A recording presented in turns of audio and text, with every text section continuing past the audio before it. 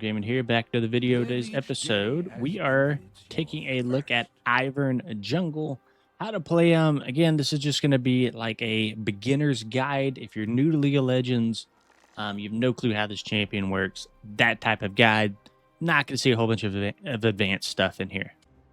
Okay, so some of the pros of Ivern is he has a very unique jungle clear. He doesn't damage camps directly like a lot of other champions do, so he can clear pretty safely without losing any health. And this also enables very fast setup for ganks. So that's one pro. Another pro of Ivern is he has really strong utility, and he plays almost more like a support. So he has lots of shields. He has brush creation. He has root CC. He's got his Daisy to provide a lot of CC, and he's one of the ultimate peel junglers. So he really counters like assassins or anybody who's going to try to dive your carries.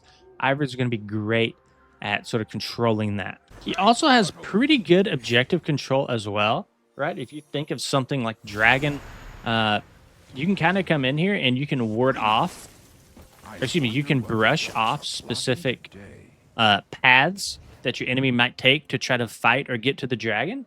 And this is actually pretty strong that he can do this and just completely block off a lane, especially if you have a sweeper, because they're going to try to ward this, or if you have a control ward, they're going to try to ward this brush, and you can completely lock out their line of sight of this dragon if you're smart with your brush play. Now, some of the cons of Ivern is he has a very low damage, so he can't really carry any sort of fights just through his raw damage, and he relies heavily on his teammates to deal damage for him. He's also a very vulnerable jungler, especially pre-6 without his Daisy.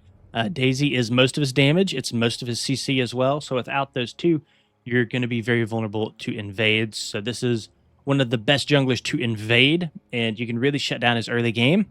Excuse me, to invade against, not to invade as. Is he's very team reliant. So if your team is far behind and you're ahead, there's really not that much you can do. So Ivern can be very difficult to play in the lower elos, because typically it's hard to rely on your teammates to do anything correctly. But on the brighter side of that, there's typically one teammate on your team who's kind of with it, and you can just kind of carry that one person, kind of boost them, amp their damage, and peel for them. But that is a con of Ivern, is he is very team reliant. So we'll start out with this passive here, Friend of the Forest. Ivern will not hurt non-epic monsters. Instead, Ivern can right-click a monster to grow a grove that costs health and mana. These groves will grow over 40 seconds, and then once fully grown, Ivern can harvest them. So we can take a look at this, and we'll just come over to our raptors here. And you can see we can't attack them, but what we can do is we can right-click on them, and we create this grove. And you saw the Friend of the Forest passive there. And you kind of see this ring that's starting to grow. It's starting to kind of colorize. And when this fully completes, you can come back to it, and you'll get XP, and you'll get gold from it as well. Now, one little catch to this is you can instantly grow this if you just smite it. So if you use a smite charge, you can come back, and you you don't even have to leave, actually. You can just instantly smite it. A lot of times you'll see that with a buff, something like red buff. You can just smite it to your... you can see the ring has barely even started, and we can smite it. And we got the red buff, the gold, and the experience. Now, I also want to show you guys what it looks like if you don't use smite. So we'll go down here to our Krugs. And we'll kind of let this ring start to build up. And typically, as this ring builds up, you go and do other things. So I could go bot lane. I could do a gank down here. I could go get Scuttle Crab, whatever. And then when this ring is complete, I can come back and obtain it. So we'll take a look at that. So here we are. To say we went and did crab. We put our ring around it. And then now we can see that our ring down here is almost complete. So we'll go back to it. We'll just teleport there. And there it is. And we just walk to it and just simply right click it. So that's how Ivern works. That's how he clears, which is super awkward. And it's completely different from any other jungle champion in League of Legends. So that's his passive. Let's take a look at his Q. Most of his other abilities are not nearly as in-depth as that one. His Q, Root Collar. Ivern conjures a vine, dealing magic damage and rooting the first enemy hit.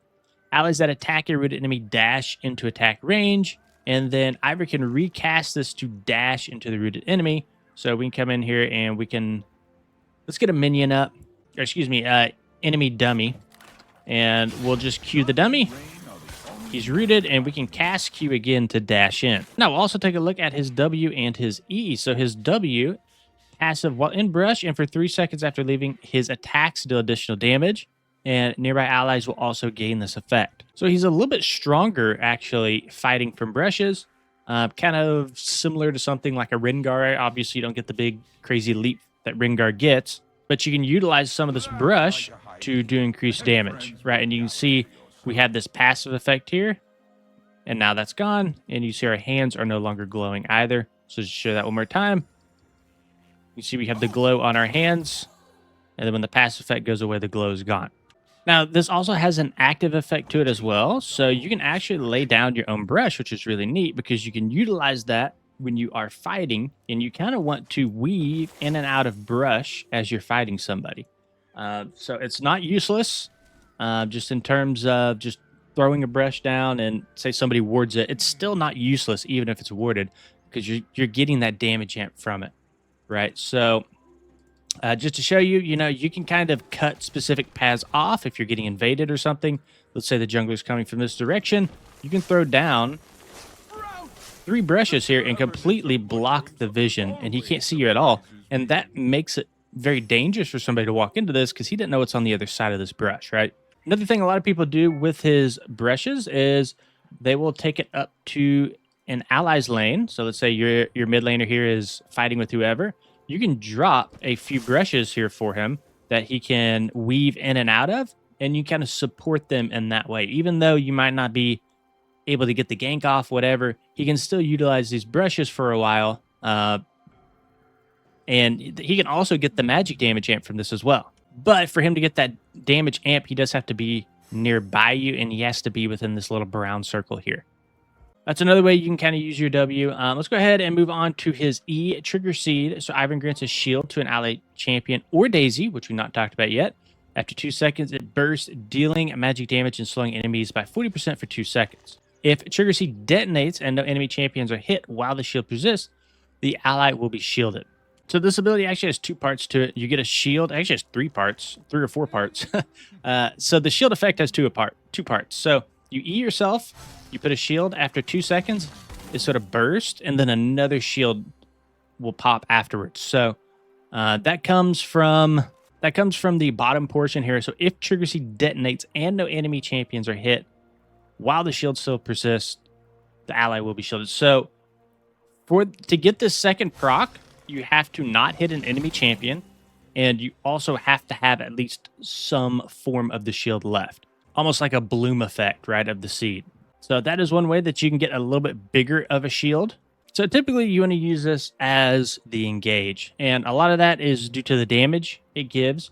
You get soak damage with it, and it also has that slow effect on it. So typically what you're wanting to do is we'll just spawn another dummy here. You typically want to shield yourself or an ally and then Q in, and then it will burst, do damage, and slow. So we'll look at the combos more here in a minute, but that's just like a very basic combo you can use. And they also have the ultimate Daisy. So Ivern summons his friend Daisy to leap into the field for 45 seconds. And Daisy's really strong for us because she provides additional CC. So Daisy's 3rd consecutive attack on the same champion or epic monster will launch a shockwave, dealing magic damage to all enemies hit, as well as knocking them up for 1 second. So you see that we're level 6, and we put a point into Daisy. And the cool thing about Daisy is you can just summon her, and she'll come out, she'll target an enemy, and there is the knock-up effect. And you can see that she does a pretty significant amount of DPS. She probably does more DPS than we do, honestly. So just something to keep in mind. You are much stronger when Daisy is out, and you're very, very vulnerable when she's not out. Now, you can also control her. You can just press R wherever you want her to go, which is very handy. You can kind of see that she was attacking that dummy, and I wanted her to come off. And just walking away by yourself won't do it. You have to target her off. She just desummoned herself, but you kind of get the point with that. So we will auto refresh cooldowns. And now let's go ahead and talk about our max order. I think we've discussed all the abilities. So when you start out level 1 And I don't know if I can... I can't D-level myself. When you start at level 1, you're going to be taking your Q first, then you'll go into your E, and then into your W last. So your max order is going to be E, Q, W. Levels 1 through 3 is Q, E, W. Max order is E, Q, W. So E is going to be the main ability you want to max. The shield from it's nice. The damage from it's nice. And for the most part, Q and W are just utility spells. And this is where you're going to be getting most of your sustain from, is from your trigger seed. And then, of course, putting a point into your ultimate whenever available. Okay, let's talk about itemization a little bit. So you can see right now, he has a super high win rate. He has a 53.6% win rate. Now, this is an Emerald Plus. Obviously, if we drop that down to something like Bronze, it's going to drop. But Ivern he's in a pretty good spot right now.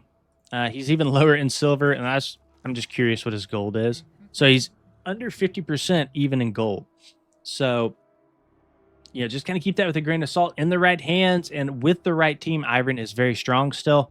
But like we said earlier, he is a little bit harder to play in the lower elos. So, starting out with some of his runes, he does run Summon Airy. The reason for this is due to his shields. Summon Airy it can be used for damage, and it can also be used for shielding as well. So it works great with his kit. He's also running Nimbus Cloak. This is going to help you gank a little bit more effectively with Flash, also allowing you to move through units. Right, so you don't have to path around that minion wave. We also have Transcendence, more ability haste, means you can cast more abilities, and we also have Water Walking, which is great for any jungler. More movement speed in the river. We'll be running Inspiration with cashback. So gold back whenever we purchase legendary items. That's just a complete item. So this is just going to allow you to scale a little bit faster, which is what we want on Ivern. We want to get items, get levels, because, again, we're very weak in the early game. And then also Cosmic Insight for more haste. So our spell haste and item haste. We'll also be running 8 ability haste, movement speed, and health scaling. This is the ability max order that we talked about earlier. And then just kind of looking at some of his spells. So he's taking Flash, Smite. Your starter item is going to be the Blue Gust Walker. And this one's really nice because this is going to grant us move speed after entering a brush or killing monsters. And this is going to be another reason that you want to put down as many brushes as possible, because you want to proc this. We're also running Ionian Boots of Lucidity. Again, you can probably see a pattern here. Summoner Spell Haste. We'll be running Redemption. So target an area to restore health to allied champions and deal true damage to enemy champions. This is really good because of that additional shield power that we get out of it. We also, again, get ability haste from it, and then we get some tankiness with health. Not that, I mean, the base mana regen's okay. That is going to help us kind of sustain throughout the jungle, but, you know, not the best thing in the world.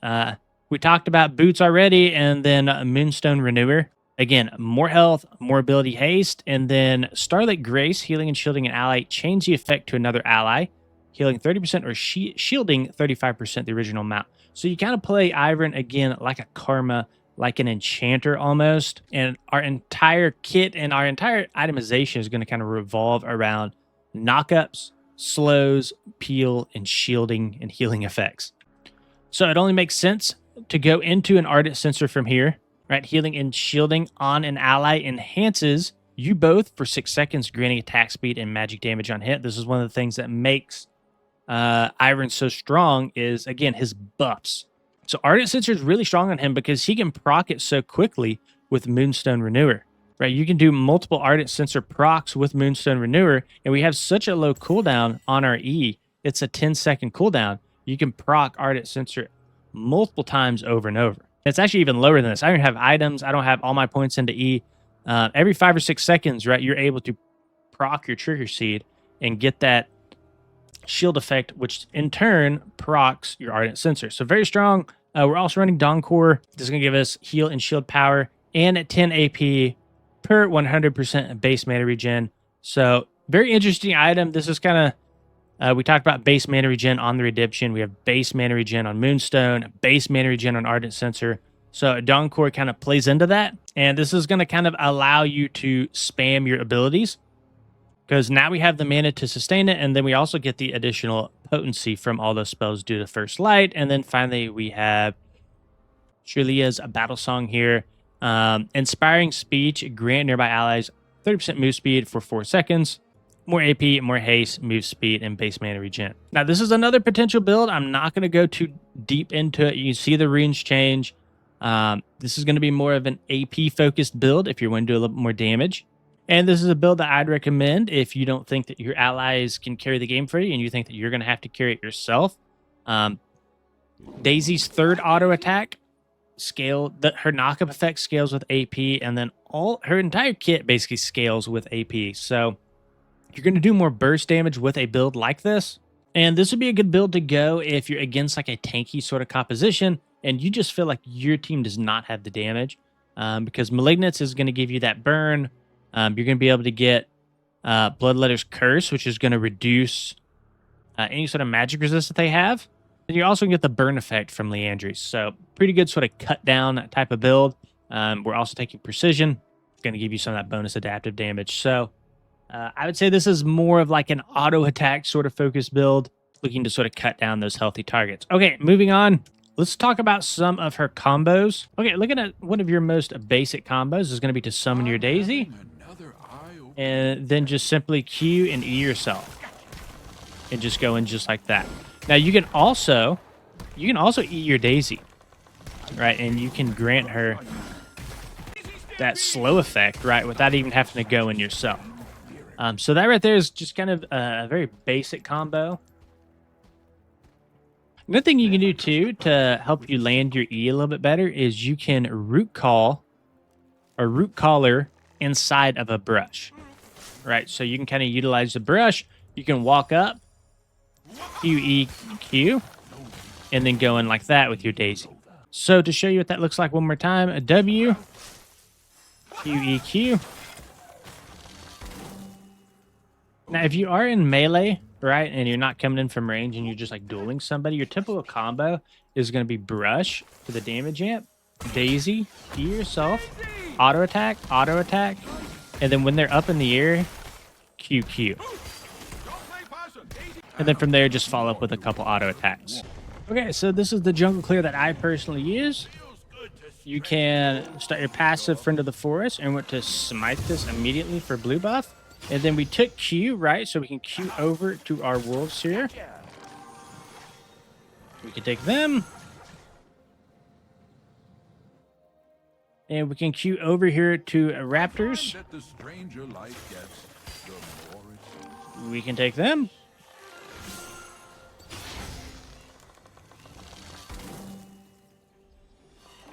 We take our red buff, and then we can Q over to our Krugs here. That's one of the reasons you don't really want to Q red buff, is so you can have it for Krugs. And then we're just going to go all the way back to the top. And we will take Gromp, and we will smite the Gromp, and then we will just work our way back down to these camps, right? So we can come up here, we can take wolves. Hunters on the prowl. Run and hide. Sun and rain are the only magic items. And then now we can see that these are starting to finish down here. So we can Q over. We can use our plant to speed this up. We can Q our raptors again. And then we can take our red. And then we can Q over to our Krugs here and take. You see that is a pretty quick level 4 at 3 minutes.